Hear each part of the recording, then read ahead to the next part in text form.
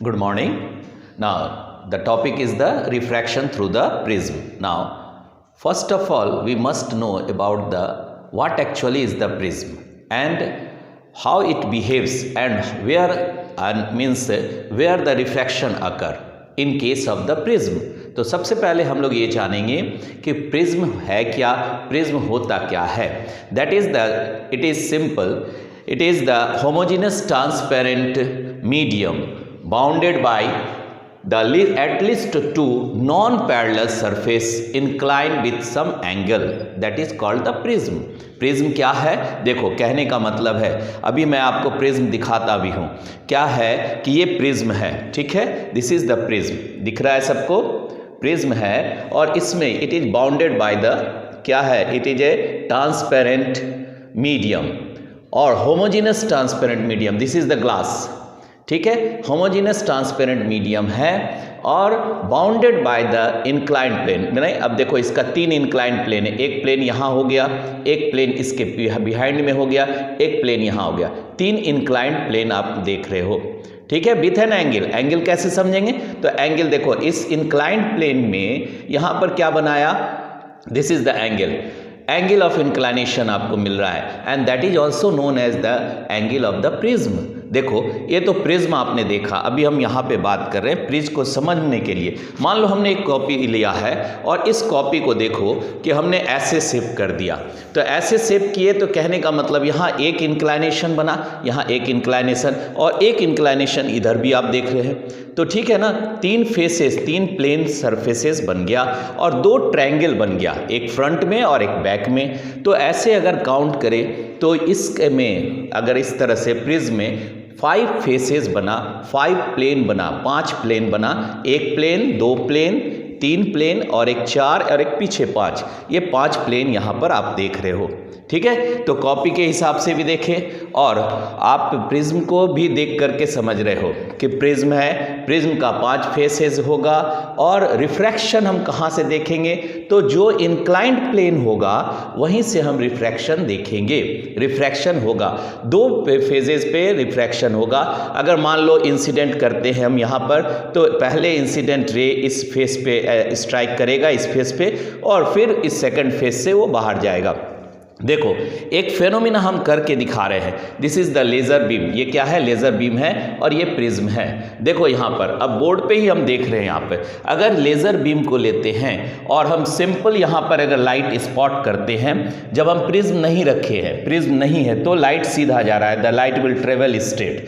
लेकिन जैसे ही हमने इन बिटवीन द प्रिज्म को रख दिया, देखो ये शिफ्ट कर गया, डेविएट कर गया, लाइट डेविएट कर गया. आपको दिख रहा होगा कि लाइट डेविएट कर जा रहा है, ठीक है ना. पहले वो कहाँ पर था, अब जब हम इसको हटा दिए, प्रिज्म को हटा दिए, वो स्ट्रेट लाइन जा रहा है. लेकिन जैसे ही हमने प्रिज्म को लगाया, यहाँ पर ये क्या हो गया? डेविएट कर गया. और ये जो डेविएशन आप देख रहे हैं, ये डेविएशन क्या बता रहा है कि लाइट रिफ्रैक्ट कर रहा है to that of the 2 incline surfaces. वो कौन कौन सा इंक्लाइन सरफेस है? With an angle. एक साइड इधर ले लिए, एक साइड इधर ले लिए. प्रिज्म को हम ऐसे रखे हैं, ठीक है. आप ऐसे भी ले सकते हो. तो क्या होगा? इधर से जाएगा और ये स्ट्राइक करेगा. देखो ये यहाँ पर अगर हम इसको ऐसे देते हैं, यहाँ हटा दिए, ये सीधा हो गया, और जैसे ही हमने यहाँ लगाया वो डेविएट कर गया, अपने पाथ से रिफ्रैक्ट कर गया, ठीक है. Light will refract. तो ये फेनोमेना हमको मिलता है और हम समझे कि क्या है प्रिज्म. प्रिज्म इज द, अभी आपने देखा कि प्रिज्म क्या है? It is a homogeneous transparent medium bounded by the planes है. Bounded by the planes. कैसा प्लेन आपने लिया है? Bounded by the non parallel plane surface. Non parallel, ये दोनों क्या? इंक्लाइंड है, ठीक है. तो that is called the prism. अब देखो प्रिज्म में एक्टिविटी कैसे, रिफ्रैक्शन कैसे होता है. एक और बात, प्रिज्म के एक्टिविटी को हम कई शेप में ले सकते हैं. अभी आपने 5 सरफेसेस देखा इसमें, इस प्रिज्म में आपने 5 सरफेस देखा. 1 2 3 4 5 प्लेन सरफेस देखे. इट इज नॉट नेसेसरी, ये जरूरी नहीं है कि 5 ही बनेगा, हो सकता है कई शेप का हो. लेकिन एक चीज इंपॉर्टेंट है. क्या इंपॉर्टेंट है? कि इंक्लाइंड प्लेन होना जरूरी है, ठीक है. और 2 इंक्लाइंड प्लेन या कह सकते हैं एडजेसेंट इंक्लाइंड प्लेन भी हो, एक से लगा हुआ दूसरा इंक्लाइंड प्लेन हो, तभी आप जा करके वहाँ पे रिफ्रैक्शन देख सकते हैं। देखो कई फेसेस हमने बनाया है, कई शेप बनाए हैं। मान लो ये रेक्टेंगुलर शेप है, ये हेक्सागोनल शेप हो गया, ये सब में कोनिकल शेप हो गया। यहाँ पर आपने लिया that is the right angle isosceles triangle consider किए। तो इन सभी शेप में हम देख रहे हैं क्या कि रिफ्रैक्शन हो रहा है दो फेसेस पे, और दोनों face inclined with an certain angle है। यहाँ एंगल ए ले लिए, ए भी, इसको भी आगे अगर आप प्रोड्यूस करेंगे ऐसा देखेंगे तो यहाँ पे भी आपको इंक्लाइनेशन मिल रहा है, यहाँ पर भी एंगल मिल रहा है, यहाँ पर भी एंगल मिल रहा है। ठीक है, some angle between this and there is the inclination. ठीक है, और देखो इंसिडेंट किए तो यहाँ पर इंसिडेंट हुआ और ये एक पहले फेज से गया, फिर रिफ्रैक्टेड हुआ और फिर दूसरे फेज से फिर इमर्जेंट हुआ और ये बाहर निकल गया। ठीक है, इसी तरह हम इसमें भी देख रहे हैं। तो हम क्या ऑब्जर्व कर रहे हैं, यहाँ पर भी आप ऑब्जर्व कर रहे हो, देखो यहाँ पर भी क्या हुआ, इंसिडेंट हुआ, यहाँ पे देख रहे हैं दैट इज द रिफ्रैक्टेड हो गया, और यहाँ क्या हो गया, इमर्जेंट हो गया, बाहर निकल रहा है। दो फेस यहाँ पर भी है, दो फेसेस यहाँ पर भी है, और दोनों फेस इंक्लाइंड है, एडजेसेंट इंक्लाइंड प्लेन है। यहाँ पर भी आप इंसिडेंट देख रहे हो, दिस इज द इंसिडेंट। ठीक है, और ये हो गया रिफ्रैक्टेड और ये हो गया इमर्जेंट। देखो ये वर्ड सब हम जो बोल रहे हैं उसको आपको मेमोराइज भी कर लेना है। ये हो गया इंसिडेंट, यहाँ हो गया दैट इज द रिफ्रैक्टेड रे, और ये हो गया यहाँ पर क्या हो गया, इमर्जेंट रे। इस तरह करके आप सभी में देखा, ऑब्जर्व किए कि कई प्लेन हो सकता है, कई फेसेस हो सकते हैं, कई प्लेन हो सकता है, लेकिन प्रिज्म के एक्टिविटीज के लिए, प्रिज्म के रिफ्रैक्शन के लिए दो plane surface inclined to each other and that will be the adjacent, एक से दूसरा लगा हुआ रहे और सर्टेन एंगल से इंक्लाइनेशन हो, तभी वहाँ पर रिफ्रैक्शन को हम प्रिज्म के कंडीशन पे लेंगे। सभी यहाँ पर देखो ये पोर्शन भी प्रिज्म के रूप में बिहेव कर रहा है, ये पोर्शन भी प्रिज्म के रूप में बिहेव कर रहा है, ये पोर्शन भी प्रिज्म के रूप में, यहाँ पर भी प्रिज्म के रूप में। कॉमनली हम लोग तीन तरह का प्रिज्म में कंसीडर करते हैं, right angle prism, right angle isosceles triangle prism, ठीक है, और राइट एंगल ट्रायंगल प्रिज्म, और क्या हो गया आपका, एक हो गया इक्विलेटरल ट्रायंगल प्रिज्म। ठीक है, तो ऐसे में अब देखो कैसे एक्टिविटीज है और क्या क्या बात हम नोटिस करते। कॉमनली ये इक्विलेटरल ट्रायंगल प्रिज्म हो गया। ठीक है, इसका सारा एंगल क्या है, वो 60 डिग्री पे है। ये हो गया इक्विलेटरल ट्रायंगल प्रिज्म। ठीक है, अब एक प्लेन आप यहाँ देख रहे हो, एक प्लेन यहाँ देख रहे हैं, और हम तब इंसिडेंट करेंगे तो यहाँ पे दो रिफ्रैक्शन होगा। अब इस बात को हम ऑब्जर्व कर रहे हैं और यहाँ से हम इसको अभी मिटा दे रहे हैं। ठीक है, ये तो आपने ऑब्जर्व किया कि प्लेन कई हो सकते हैं। ठीक है, नंबर ऑफ प्लेन्स हो सकता है, बट रिफ्रैक्शन जो दो प्लेन से होगा वो एक दूसरे के एडजेसेंट हो, लगा हुआ हो, इंक्लाइंड हो with some angle, then it is act as a prism, तब वो प्रिज्म के रूप में बिहेव करता है। अब देखो ये मान लो हमने प्रिज्म लिया और इसका नेम कर देते, ये हो गया ए वर्टेक्स, यहाँ हो गया बी और यहाँ हो गया सी। सबसे पहला एंगल ऑफ इंसिडेंस, ये इंसिडेंट रे हो गया, this is the incident ray. ये क्या कहलाएगा, इंसिडेंट रे। ठीक है, और इंसिडेंट रे अब हमने यहाँ नॉर्मल ड्रॉ किया, this is the normal and, normal draw किए to that of the face. Normal का मतलब ये 90 डिग्री होगा, नॉर्मल का मतलब यहाँ 90 डिग्री बनाया। ठीक है, with that of the face, face से नॉर्मल 90 डिग्री बनाया। ठीक है, और इंसिडेंट एंगल कितना बन रहा है, तो from normal it is the I angle and that is called the angle of incidence, angle of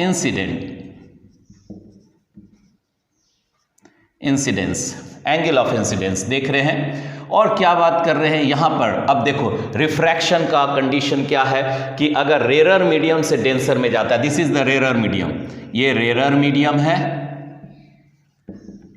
and this is the denser medium, ये डेंसर मीडियम है। तो रेरर से डेंसर की ओर जाएगा तो ये क्या कहलाया, दिस इज द रिफ्रैक्टेड रे, ये क्या कहलाया, रिफ्रैक्टेड रे कहलाया। यहां पर हम क्या लिख सकते हैं, इसको हम एरो कर देते हैं, एरो करके बता देते हैं, ये हो गया रिफ्रैक्टेड रे, दिस इज द रिफ्रैक्टेड रे। और फिर आगे बढ़े तो ये बाहर निकल रहा है, फिर सेकंड फेस में आ गया। और रिफ्रैक्शन किस फेस से हो रहा है? AC से रिफ्रैक्शन हो रहा है, मतलब अब ये यहाँ से मूव कर रहा है और रेरर डेंसर मीडियम से रेरर अगेन यहाँ पर कहाँ जा रहा है? ये फिर रेरर मीडियम की ओर मूव कर गया। यहाँ पर हम लोग लिख सकते हैं that is the rarer rarer medium की ओर मूव किया। तो यहाँ पर नॉर्मल आपने डाला एन डैश, तो एक नॉर्मल एन लिए, एक नॉर्मल एन डैश लिए और ये बैंड कर गया। फिर फर्दर पहला डेविएशन हम कहाँ मिला? पहला डेविएशन हमको जो इस फेस में AB में मिला, ये मूव किया इधर। फिर दूसरा डेविएशन अगर सीधा होता, मीडियम सेम रहता तो वो सीधा पाथ जाता, लेकिन फिर फर्दर बैंड कर गया तो डेविएशन यहाँ भी हुआ। तो अब इसको हम क्या ले रहे हैं? इमर्जेंट रे कह रहे हैं, इमर्जेंट बाहर निकलता हुआ। दिस रे इज द इमर्जेंट रे, इसको क्या कहेंगे? इमर्जेंट रे। तो ये तो आप रे के बारे में जाने, लेकिन हम देख रहे हैं कि यहाँ डेविएशन हो रहा है। अगर प्रिज्म नहीं होता बेटा, अगर प्रिज्म नहीं होता तो रे विल पाथ स्ट्रेट, रे विल मूव स्ट्रेट, ठीक है, वो अपने सीधा रास्ते पे जाता। लेकिन जैसे ही आपने प्रिज्म डाला, ये क्या हुआ? टर्न कर गया, डेविएट कर गया। पहले डेविएशन आपने यहाँ देखा, that is the deviation delta 1, ये हो गया del 1, that is the deviation del 1। और फिर दूसरा डेविएशन यहाँ हुआ, दिस इज द डेविएशन, ये डेविएशन यहाँ पर हुआ, क्योंकि अगर मीडियम सेम होता तो रे सीधा जाता और रे सीधा नहीं जाके फिर डेविएट कर गया, तो यहाँ पे डेविएशन हुआ। तो इसका मतलब ये वर्टिकल एंगल हो गया, एक इधर ले रहे हैं और एक इधर अगर कंसीडर करते हो तो ये दोनों क्या हो गया? वर्टिकली अपोजिट एंगल हो गया। ये दोनों देखो, ये दोनों वर्टिकली अपोजिट, तो अगर हम यहाँ डेल 2 लेते हैं तो यहाँ पर भी क्या बनाया? डेल 2 बनाया, दैट इज द डेविएशन, ठीक है। इसी डेविएशन को हम यहाँ लिखे अपने को बहुत बढ़िया से समझने के लिए। देखो यहाँ पर आप क्या देख रहे हैं? ये डेविएशन यहाँ हुआ, ठीक है, रेरर मीडियम में मूव किया, away from the normal you move किया, मीन्स रिफ्रैक्शन का जो लॉ है उसको फॉलो किया गया और उसके बाद रिफ्रैक्शन हुआ तो यहाँ डेविएट किया। तो फाइनल डेविएशन कितना हुआ? तो फाइनल डेविएशन, अगर ये सीधा रास्ता, सीधा पाथ जा रहा था, लेकिन यहाँ से लेकर के यहाँ तक ये बैंड कर गया, ठीक है। इसको हमने पीछे प्रोड्यूस किया, जो इमर्जेंट रे है उसको पीछे प्रोड्यूस किए और जो इंसिडेंट रे है उसको हमने स्ट्रेट कंसीडर किया। तो एक डेविएशन हमको यहाँ मिला, that is the final deviation del. तो डेल क्या है? डेविएशन क्या हुआ? दैट इज टोटल डेविएशन क्या हुआ? Delta 1 plus delta 2। एक बात और, इंसिडेंट रे आई है तो यहाँ पर पहला बैंड किया, यहाँ पर हम इसको क्या ले लेंगे? That is the angle. यहाँ जो आप नॉर्मल से कंसीडर कर रहे हैं, नॉर्मल से यहाँ जो देख रहे हैं, दिस इज द रिफ्रैक्शन, और इस रिफ्रैक्शन को हम यहाँ पर क्या लिखे? R1 लिख दिए, that is the R1 angle of refraction. लेकिन आगे चल करके यही इंसिडेंट हो गया with the face of the AC, और यहाँ पर ये इंसिडेंट भी हमारे पास आ गया जो नॉर्मल के साथ हम कंसीडर कर रहे हैं। तो ये कितना बनाया? दैट इज द R2, ठीक है। और ये एंगल जो यहाँ नॉर्मल से पूरा यहाँ से यहाँ तक आप कंसीडर कर रहे हैं, नॉर्मल से जो ये एंगल आप ले रहे हैं, अब हम यहाँ से डेविएशन हटा दे रहे हैं, डेविएशन को हमने समझ लिया। अब ये एंगल नॉर्मल से और इसको भी हटा देते हैं, नॉर्मल से ये इमर्जेंट हो गया E, that is the angle of emergent, ठीक है। इसको हम क्या बोलेंगे? Angle of emergent. यहाँ क्या हो गया? Angle of incidence, that is the angle of emergent. आप यहाँ पे लिखे हुए हो, फिर भी लिख दे रहे हैं इमर्जेंट, और ये हो गया इमर्जेंट रे। तो ये पूरा आपने कंडीशन को फॉलो किया। एक और बात बताते बेटा कि देखो हमने अभी बताया था इस प्रिज्म को लगा करके कि देखो यहाँ पे 2 ट्रायंगल बन रहा है, एक फ्रंट में और एक बैक में, ठीक है। एक फ्रंट में ट्रायंगल बन रहा है, एक बैक में ट्रायंगल बन रहा है, और जो 2 इंक्लाइंड सरफेस जो आपने कंसीडर किया, जो इंक्लाइंड प्लेन कंसीडर किए, एडजेसेंट इंक्लाइंड प्लेन कंसीडर किए, वो उसका some angle, and this angle is known as the angle of prism. इसको क्या कहते हैं? एंगल ऑफ प्रिज्म कहते हैं। तो यहाँ पर भी अगर इसी शेप को देखो, इसको ऐसे देखो, तो आप यहाँ पर ये फेस देख रहे हो, ये दो इंक्लाइंड प्लेन हो गया, एक इंक्लाइंड प्लेन यहाँ पर है और एक इंक्लाइंड प्लेन यहाँ पर है और एक प्लेन यहाँ पर है, तीन प्लेन हो गया और दो ट्रायंगल बन गया, एक सामने में और एक पीछे, ठीक है। और ये जो एंगल बन रहा है between the two inclined plane is known as the angle of the prism.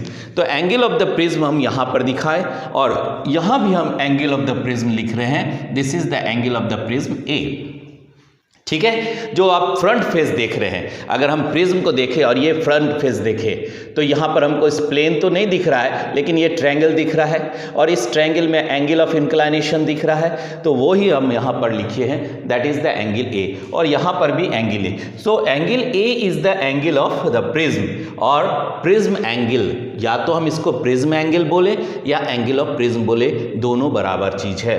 तो एंगल बिटवीन, अब इसको हम लिख देते हैं यहाँ पर, दैट इज द angle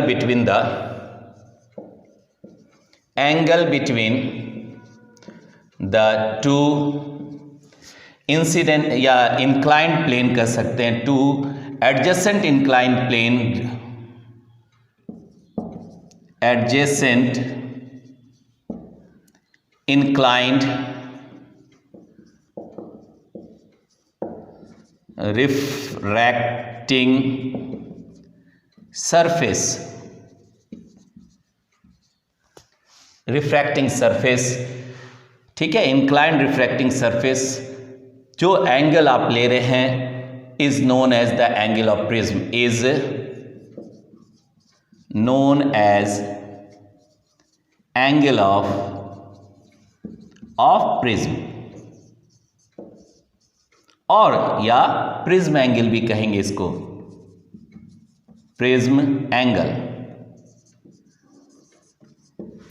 तो ये बात हम यहां पे समझे और इस शेप को भी फॉलो किए कि कैसे प्रिज्म का फॉर्मेशन होता है। लेकिन हमने कहा ये जरूरी नहीं है, कि जरूरी सिर्फ इतना है कि दो इंक्लाइन प्लेन हो और विथ एन एंगल हो, और कई प्लेन्स हो सकते हैं, लेकिन यह दो से रिफ्रैक्शन होगा इंक्लाइन प्लेन से, it will behaves as a prism, that is important. और उसी बात पे हमने यहाँ पे पूरा बात कहा। तो ये क्या हो गया, that is the angle of the prism, ये क्या लाया, एंगल ऑफ द प्रिज्म या प्रिज्म एंगल। तो ये था पूरा आपका प्रिज्म कैसे बिहेव करता है और रिफ्रैक्शन कहाँ कहाँ से हो रहा है। अब चलो हमको यहाँ पे डेविएशन दिखा, ठीक है, this is the deviation, angle of deviation, ये क्या है, एंगल ऑफ डेविएशन। तो डेविएशन क्या कितना हुआ इसको हम निकाल लेते हैं। तो डिटरमाइन कर रहे हैं, determination of the angle of deviation. इसको भी देखो यहां पर ये चीज देख रहे हैं,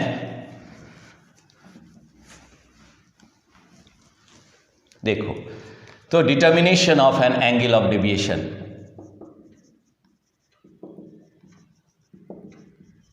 ऑफ, या एक काम और यहां पे ऐसे भी देख सकते हैं, रिफ्रैक्शन फ्रॉम द प्रिज्म पहले कर दो, उसके बाद डेविएशन निकाल लेते हैं। रिफ्रैक्शन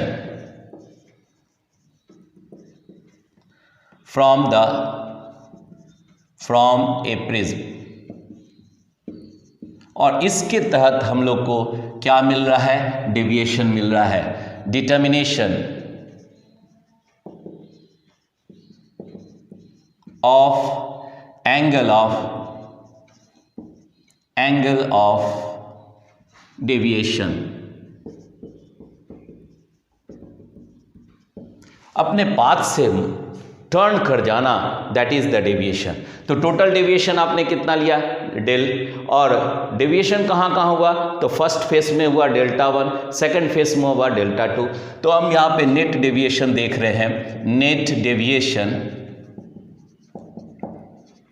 दैट इज द, कितना आप लिख दीजिएगा नेट डेविएशन, तो ये आपके पास हो गया del is equal to del 1 plus del 2। इसको इक्वेशन 1 कर दी। अब देखो डेल 1 और डेल 2 को अगर देखते हैं तो ये एंगल और ये दोनों क्या है, दो लाइन जो आप देख रहे हो, ये angle I is the sum of the angle of the, equal to the sum of the angle of the deviation 1 और रिफ्रैक्टेड एंगल, मीन्स यहाँ वर्टिकली अपोजिट एंगल हो गया दोनों। तो यहाँ पर हम लिख सकते हैं कि अगर इसको देखते हैं यहाँ पर ये लाइन और ये लाइन क्या है, वर्टिकली एंगल बना रहा है, ठीक है। सो आई को अगर हम रिप्रेजेंट करेंगे तो आई इज इक्वल टू कितना हो जाएगा, del 1 plus R1, that implies, इसका मैंने हमको del 1 निकालना है, तो del 1 कितना हो गया, I माइनस R1। इसको भी यहाँ देख लिया। सिमिलरली इसी तरह हमारे पास यहाँ पर भी है इमरजेंट, और ये दोनों क्या है, वर्टिकली अपोजिट हो गया, तो हम डायरेक्ट लिख देते हैं similarly.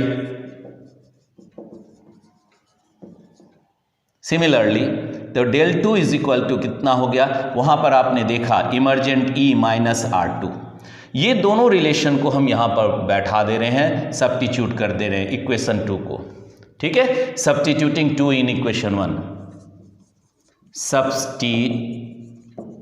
substituting 2 in 1, we get कितना मिलेगा हमको यहाँ पर, तो देखो या इसको वी गेट कितना हो गया यहाँ पे, सो डेल मैक्सिमम जो आप ले रहे हैं वो हो गया I minus R1 plus E minus R2, ठीक है। तो ये आपने देखा यहाँ पर। अब यहाँ से हम इस रिलेशन को ले सकते हैं कि that del is equal to, और del is equal to I plus E, और इधर क्या हो गया, माइनस कॉमन ले लिए, R1 प्लस R2, और इसको हमने यहाँ इक्वेशन नंबर 3 कर दिया। अब देखो यहाँ पर हमारे पास प्रिज्म का एंगल भी है, और हम इस एंगल को भी ध्यान में रखेंगे। तो सबसे पहले देखो, अगर हम इसका नेम कर देते हैं, इंसिडेंट का पोजीशन A ले लिए, यहाँ से A पॉइंट हो गया, दैट इज द, या ऐसा करो A नहीं लेकर के हम यहाँ पर P यहाँ कर दिए, इस पॉइंट पे 90 डिग्री जहाँ लिखे हैं ये हटा करके यहाँ Q PQ, और ये जगह आपने ले लिया R, this point is the R PQR, और जो निकल रहा है इमरजेंट वो हो गया S। तो ये यहाँ पर हम देख रहे हैं, और O दे दिए, दो इंसिडेंट का जो नॉर्मल जो आप देख रहे हैं वो नॉर्मल इस जगह पे मीट कर रहा है। तो जहाँ पे मीटिंग हो रहा है वहाँ पर हमने O एंगल ले लिया। PQ is the point here, R is here, S is here and O, ठीक है। अब देखो अगर हम बात करते इन ट्रायंगल QRO, R को भी ऊपर ही लिख दो, QR, ये R हो गया, QRO, ठीक है। और इस एंगल को हम यहाँ से हटा के इधर कर देते del, that is the del angle. QRO देखो, QRO इन ट्रायंगल हम लिख सकते हैं यहाँ पे, इन ट्रायंगल QRO, ठीक है। ट्रायंगल आपके पास है QRO। अब इसको अगर लिखेंगे तो R1 टोटल एंगल कितना होगा एक ट्रायंगल का, 180 डिग्री होगा, means R1 plus R2 plus angle O is equal to 180 degree. हम लिख सकते हैं angle R1 plus angle R2 plus angle O is equal to 180 degree, ठीक है। और इसको हमने एक टर्म दे दिया रिलेशन नंबर 4, ठीक है, दैट बिकम द रिलेशन 4, ठीक है। अब यहाँ पे देख रहे हैं, इसको देखो क्वाड्रिलेटरल को अगर यहाँ से हम लेते A, small a, Q, O and R, A, ये एक क्वाड्रिलेटरल बन गया, ठीक है।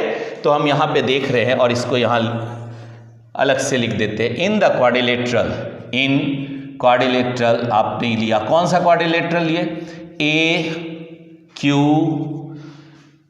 O, R, A, ये क्वाड्रिलेटरल हो गया, ठीक है। तो ऐसे में इस क्वाड्रिलेटरल को देखो तो टोटल एंगल कितना हो जाएगा, तो एंगल अब यहाँ पर हम ले रहे हैं एंगल A प्लस ये एंगल हो गया that is the AQO, angle AQO plus angle O plus angle कौन सा हो गया, तो ORQ, ORA, that is equal to 360 degree, ठीक है। ये 360 डिग्री हो गया। अब देखो ये नॉर्मल है, means this angle AQO that is 90 degree because it is the normal to the face, और ये एंगल भी 90 डिग्री है, और यहाँ पर भी क्या है, नॉर्मल टू द फेस है, तो ये एंगल भी 90 डिग्री बन गया। तो ऐसे में हम लिख सकते हैं यहाँ पर angle A plus 90 degree plus angle O plus 90 degree that is equal to 360 degree. ठीक है, अब देखो यहां पर हम बात कर रहे हैं, ये 90 इधर आ गया तो माइनस हो गया 180, तो angle A plus angle O that is equal to 180 degree. और इसको हमने इक्वेशन नंबर क्या मान लिया, ये 90 इधर कर दिए, ठीक है, दोनों को ट्रांसपोजिशन किए इधर से एक साइड से दूसरी साइड, तो 9 प्लस किधर हो गया, माइनस हो गया, and that become the equation number 5। अब दोनों को इक्वेट कर दो, ठीक है, equating 4 and 5, equating equation 4 and 5, इन दोनों को हम इक्वेट कर दे रहे हैं। तो इक्वेट करने पे हमको क्या मिलेगा, that is the R1 plus R2, क्योंकि यहाँ O और O कैंसिल हो जाएगा, R1 plus R2 plus angle O is equal to angle A plus angle O। अब देखो ये एंगल O कैंसिल हो गया, सो हम सिंपल लिख सकते हैं angle of the prism is the sum of the angle of the refraction and in this medium of the R2। तो हम यहाँ लिख सकते हैं R1 plus R2 that is equal to angle of the prism, और ये हो गया रिलेशन नंबर 6। अगर हम यहाँ 6 और 3 को देखें तो देखो 3 में क्या है, R1 प्लस R2 है, तो इतना के जगह पे हम क्या लिख सकते हैं, एंगल ऑफ द प्रिज्म लिख सकते हैं, प्रिज्म एंगल लिख सकते हैं। तो नाउ द इक्वेशन 3। अब 6 को हम रखने जा रहे हैं सब्स्टिट्यूटिंग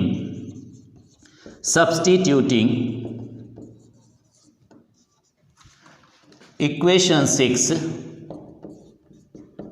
इन इक्वेशन 3,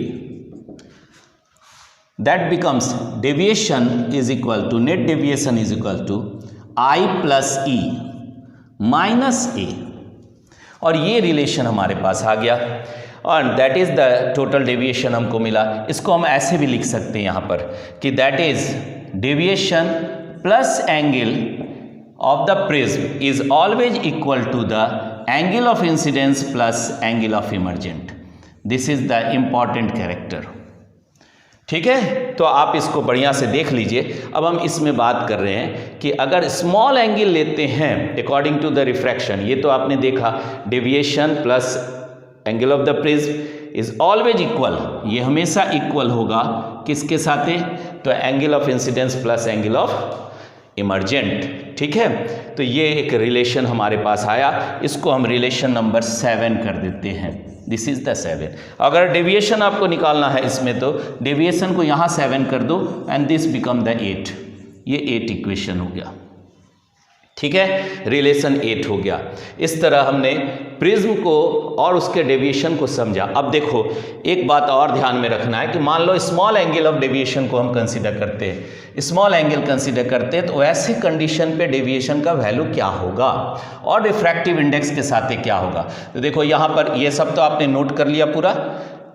इसको अब हम यहाँ पर से क्या करने जा रहे हैं, देखो मान लेते हैं, सपोज करो the refractive index of the glass prism, जो प्रिज्म आपने लिया है, refractive index of the prism is mu.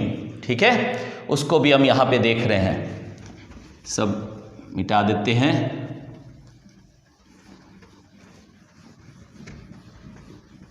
देखिए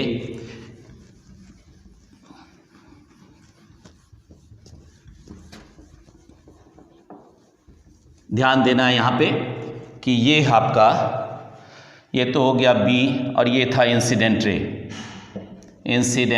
रे। ठीक है, अब यहाँ बात कर रहे हैं कि the refractive index of the prism is the mu. मान लेते हैं that is the mu is the refractive index of the prism. So mu को आप क्या लिखेंगे, म्यू इज इक्वल टू, यहाँ पर क्या हो जाएगा, sine I by sine R. ठीक है, तो अगर आप चाहें तो दोनों का अलग अलग कर सकते हैं, मीन्स यहाँ पर म्यू ऑफ द एयर और म्यू ऑफ द ग्लास कर सकते हो, नहीं तो सिंपल अभी हम रिफ्रैक्टिव इंडेक्स ऑफ दिस ले रहे हैं ग्लास, और the prism is the mu. यहाँ पर कंसिडर कर लेते हैं if angles are very small, if angles are very small. ठीक है, very small, that means sine of the angle I is similar to the angle I, or and sine of the angle R is similar to that of the angle R. ठीक है, तो यहाँ पर हमको क्या मिल गया, तो इसको हम लिख सकते हैं this implies mu is equal to I by R. अब देखो यहाँ पर दो चीज़ ध्यान में रखना है। यहाँ हमने कंसिडर किया है कि refractive index of the prism is the mu, ठीक है, और इसके हिसाब से दिस इम्प्लाइज हम यहाँ लिख सकते हैं that angle I is equal to mu into R, ठीक है। और इस रिलेशन को हमने यहाँ पर सपोज करो कि एक आई 1 कंसिडर कर दिया 1, ठीक है। और यहाँ पे अब हम बात कर रहे हैं कि जब सेकेंड फेज से रिफ्रैक्शन हो रहा है तो according to the principle of reversibility, तो म्यू को आप क्या लिखेंगे 1 बाई, रिवर्स हो जाएगा, ठीक है, according to refraction from the face, या ऐसे भी आप लिख सकते हो रिफ्रैक्शन फ्रॉम द फेस। आपने ए बी लिया, यहाँ पर हम लिख देते हैं refraction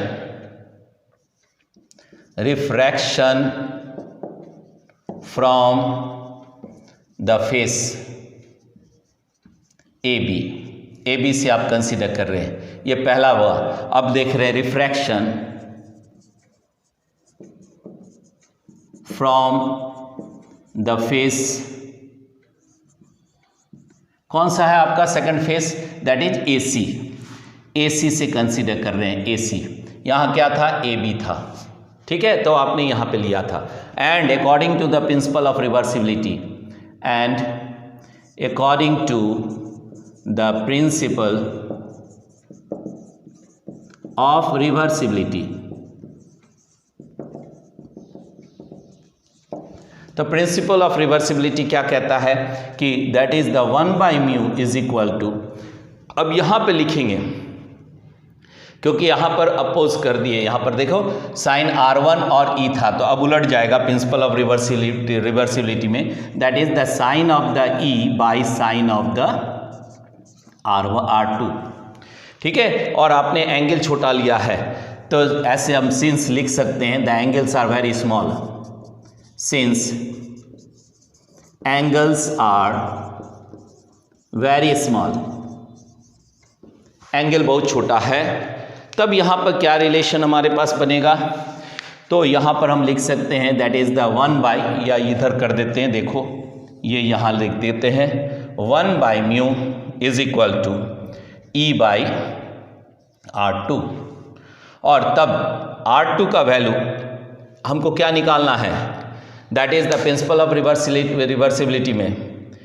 E is equal to, यहाँ देखो 1 मिनट और 1 मिनट थोड़ा सा यहाँ पर भी आ जाएगा, R2 आपने लिया था ना, यहाँ पर हो गया आपका R2 बाई E इमरजेंट, तो ये भी रिलेशन हो गया यहाँ पर R2 बाई E। अब यहाँ से हमको E निकालना है, तो E is equal to mu into R2। एक रिलेशन आपने यहाँ देखा, एक रिलेशन हम यहाँ पे कंसिडर कर रहे हैं, ठीक है, according to principle of reversibility लेकर के उस फेस के साथ है, ठीक। तो ऐसे में हमको ये दोनों रिलेशन को अब डेविएशन 8 में बैठा दो। Now substituting the above two relation in equation number 8, substituting equation this 1 and 2 in equation 8, ठीक है। इस इक्वेशन 8 पे हम इसको बैठा दे रहे हैं, तो ये क्या हो गया, डेविएशन क्या हो गया, deviation plus A is equal to, अब यहाँ वैल्यू रख दो म्यू फॉर I के लिए आपने क्या लिया mu into R1, mu into R1, यहाँ पर भी देखो R1 है, ये R1 होगा, यहाँ पे चेंज कर देना, ठीक है, R1, ये एक रिलेशन हो गया, प्लस E का वैल्यू हो गया म्यू इंटू R2, और यहाँ हम लिख सकते हैं del plus A is equal to mu common ले लिए R1 प्लस R2 लिख दिए, तो R1 plus R2 is equal to, आपने अभी देखा A होता है एंगल ऑफ द प्रिज्म, तो हम यहाँ लिख सकते हैं del plus A is equal to mu into A। अब इस A को इधर कर दो, तो डेविएशन का एक और रिलेशन हमारे पास आ गया फॉर द स्मॉल एंगल, ठीक है। यहाँ पर आप देख लेना कि इमरजेंट का I है और रिफ्रैक्शन R1 यहाँ पर करेक्शन किया गया है, इसको देख लेना, वेरीफाई कर लेना।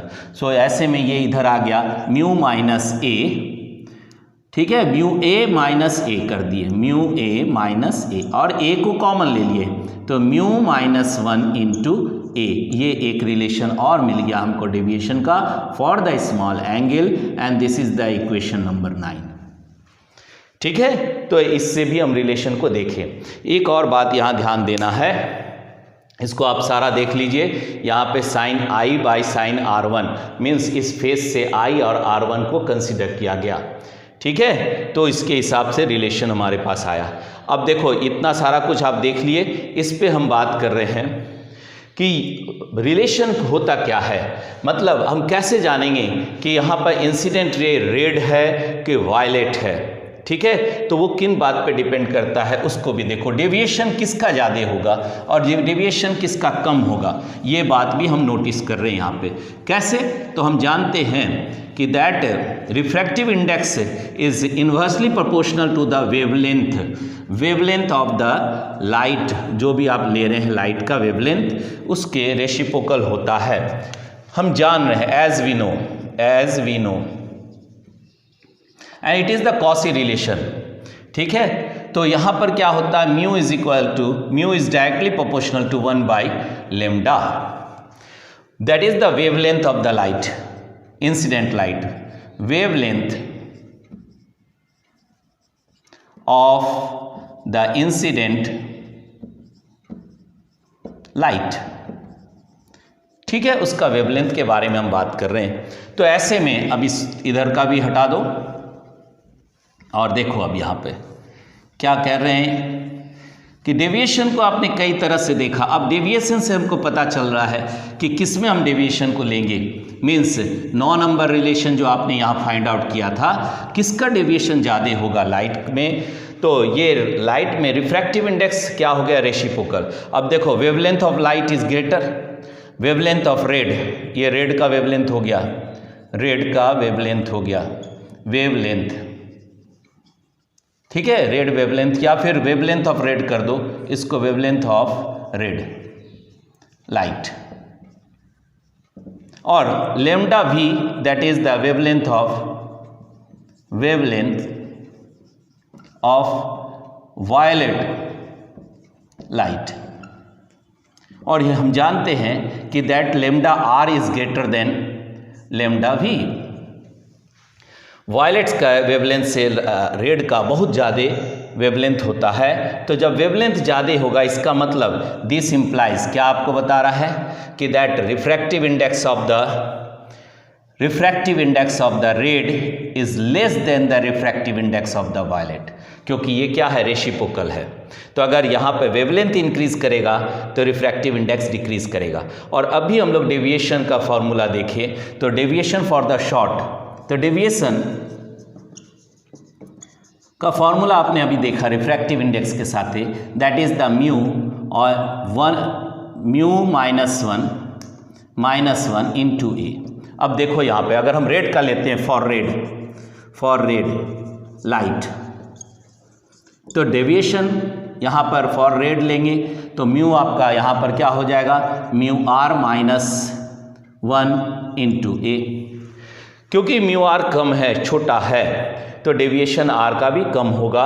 और फॉर वायलेट लेते हैं, वायलेट लाइट, तो deviation for violet is equal to mu of the violet minus 1 into A. यहाँ पर सारे रिलेशन को हम लोग फॉलो किए और समझे, क्योंकि अब डेविएशन इसका रिफ्रैक्टिव इंडेक्स वायलेट का क्या है, ग्रेटर है, तो डेविएशन इसका ग्रेटर होगा। दस यहाँ हम कह सकते हैं कि deviation of violet is greater than deviation of the red. और यही कारण है कि रेड लाइट कम डेविएट करता है और वायलेट लाइट ज़्यादा डेविएट करता है। तो ये एक रिलेशन हम लोग इस फार्मूला के द्वारा भी देखे। ठीक है, तो ये था डेविएशन के बारे में और कैसे रे डेविएट कर गया अपने पाथ से, कितना वैल्यू आया। एक रिलेशन आपने यहाँ देखा, दूसरा डेविएशन का रिलेशन हमारे पास क्या आ रहा था, that is the mu minus 1 into A. इसको देखें 9 नंबर रिलेशन। तो डेविएशन का आपने कैलकुलेशन निकाला। ठीक है, अभी हम बात कर रहे हैं तो ये था तुम्हारा ऑल अबाउट द डेविएशन। एक लाइट अपने पाथ से कितना मुड़ गया वो आपने कैलकुलेट किया, ठीक है, किसमें, इन द ग्लास प्रिज्म या प्रिज्म कंसीडर कर सकते कैसा भी, बस मीडियम जो होगा वो यूनिफॉर्म होगा, ट्रांसपेरेंट होमोजीनस होगा, सभी जगह बराबर होगा, ठीक है, जैसा आपने डिफिनेशन में लिखा है। तो ये था ऑल अबाउट द प्रिज्म। अब नेक्स्ट वीडियो में हम लोग देखेंगे कि ये डेविएशन जो आपने लिया इसके साथ प्रिज्म फार्मूला क्या बनेगा, ठीक है, क्या होगा प्रिज्म फार्मूला, और एंगल ऑफ मिनिमम डेविएशन की क्या कैसे होता है।